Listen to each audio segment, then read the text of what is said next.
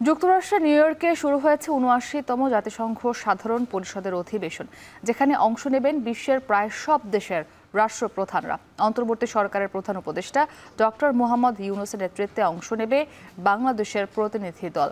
এ নিয়ে আরও জানাতে নিউ ইয়র্কের জাতিসংঘ সদর দপ্তরের সামনে থেকে যুক্ত হয়েছেন মাহমুদ রাকিব। রাকিব, নিউ ইয়র্কে যখন অধিবেশনটি শুরু হয়েছে তখন পৃথিবীর নানা প্রান্তে যুদ্ধবিগ্রহ চলছে এবং অনেক দেশে রাজনৈতিক অস্থিরতাও বিদ্যমান রয়েছে। তো তেমন প্রেক্ষিতে এবার অধিবেশনে এই বিষয়ে কোনো সমঝোতার বার্তা আসতে পারে কিনা, একই সঙ্গে প্রধান উপদেষ্টা এই অধিবেশনে তার বক্তব্যে কোন কোন বিষয়গুলো তুলে ধরতে পারেন?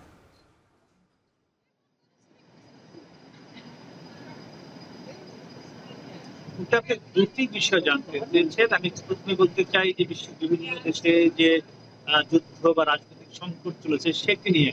দেখেন, জাতিসংঘ সাধারণ অধিবেশনে কিন্তু মূলত তিনটি বিষয় নিয়ে আলোচনা হয়। একটি হলো রাজনৈতিক ব্যাপার, একটি হলো অর্থনৈতিক, আর একটি হলো বর্তমান যে জলবায়ু পরিবর্তনের কারণে যে পরিবেশ বিপর্যয় ঘটছে দেশে দেশে, এই তিনটি বিষয় নিয়ে। তো এই যে বিভিন্ন দেশে ইউক্রেন, রাশিয়া কিংবা ফিলিস্তিন, ইসরায়েল যে যুদ্ধগুলো চলছে, এটি মূলত রাজনৈতিক বিষয়ের মধ্যে পড়বে। এবারের এই ৭৯তম জাতিসংঘ সাধারণ পরিষদের যে অধিবেশন, এখানে এটি সর্বাগ্রে রয়েছে আলোচনায়। আমরা বেশ কিছু সাইড ইফেক্ট দেখেছি। মূল যে সূচিগুলো রয়েছে সেখানে ইউক্রেন, রাশিয়া, সিরিয়া, ফিলিস্তিন, ইসরায়েল সহ বিভিন্ন দেশের সঙ্গে বিভিন্ন দেশের রাষ্ট্রপ্রধানদের, প্রেসিডেন্ট, প্রধানমন্ত্রীদের কিন্তু বিভিন্ন বায়োল্যাটারাল মিটিং রয়েছে, বৈঠক রয়েছে। সেখানে এই বিষয়গুলো খুব স্পষ্ট করে আলোচনা আসবে বলে আমরা জানতে পেরেছি।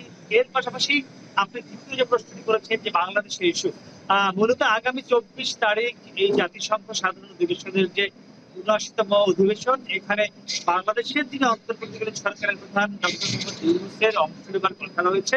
এবং আমরা এখন পর্যন্ত তার যে সূচি পেয়েছি, ডক্টর মোহাম্মদ ইউনূস জাতিসংঘ সাধারণ অধিবেশনে এসে পাকিস্তান, মালদ্বীপ, নেপাল সহ এবং জাতিসংঘের যিনি জেনারেল সেক্রেটারি রয়েছে তার সঙ্গে সহ বেশ কয়েকটি দ্বিপাক্ষিক বৈঠক করবেন, আলাদা আলাদা বৈঠক। এর পাশাপাশি আরেকটি বিষয় আলোচনায় আছে যে ভারতের প্রধানমন্ত্রী নরেন্দ্র মোদীর সঙ্গে ডক্টর মোহাম্মদ ইউনূসের কোনো দ্বিপাক্ষিক বৈঠক হবে কিনা, সেটি কিন্তু এখনো নিশ্চিত কোনো সূচি হয়নি।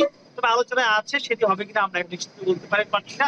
আরেকটি বিষয় হলো ২৫শে সেপ্টেম্বর বিকেল ৫:৩০টায় যুক্তরাষ্ট্রের যিনি প্রেসিডেন্ট জো বাইডেন, তার একটি রিসেপশন রয়েছে। সেখানেও ডক্টর মোহাম্মদ ইউনূসের অংশগ্রহণ করবার কথা এবং সেখানে বাংলাদেশ এবং যুক্তরাষ্ট্রের মধ্যে বর্তমান যে বেশ সম্পর্কের উন্নতি ঘটেছে, এটি নিয়ে তারা সেখানে আলাদা কোনো টেবিলে বসবেন কিনা, কোনো আলোচনা হবে কিনা, সেটি এখন নিশ্চিত না। তবে জো বাইডেনের যে অভ্যর্থনা অনুষ্ঠান, সেখানে কিন্তু ডক্টর মোহাম্মদ ইউনূসের যে সূচি, সেখানে আমরা দেখেছি তিনি সেখানে অংশ নেবেন। এবং সর্বশেষ আমরা যদি জানতে পেরেছি ২৭শে সেপ্টেম্বর ডক্টর মোহাম্মদ ইউনূস জাতিসংঘে বাংলাদেশের রাষ্ট্রপ্রধান হিসেবে বক্তব্য দেবেন।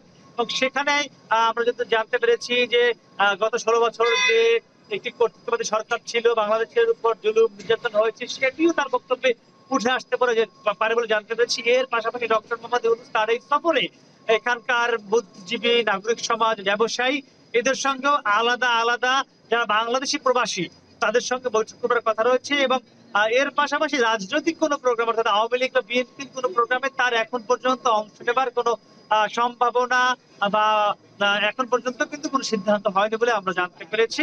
তো আজকে ইতিমধ্যে জাতিসংঘ সাধারণ অধিবেশনের যে বৈঠক, সেটি যুক্তরাষ্ট্রের সময় ৯টায় শুরু হয়েছে।